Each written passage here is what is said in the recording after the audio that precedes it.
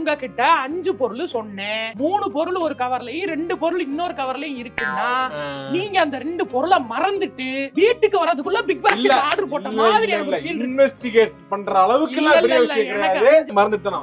மறந்துட்டேன். அப்புறம் நான் வந்த ஞாபகம் வந்தது, கடனும் வெளியே போட்டுட்டு வர வரைக்கும் வீசு பாட்டில் நின்று வாங்கிட்டு உள்ள வரேன். இப்ப சொல்லுங்க, இதுவே நாங்க பண்ணிருந்தா என்னென்ன பேசிருப்பீங்க? சும்மா பேசக்கூடாது. நான் அறிவு இருக்கா? மறந்துருவியா?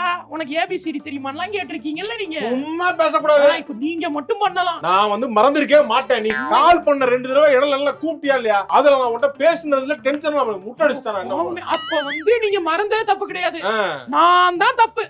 நான் தப்பு. இப்ப கால் பண்ணதுக்கு நான் தான் காரணம்.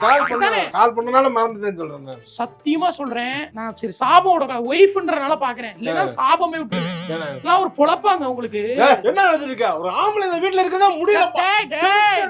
நடிக்காதரா.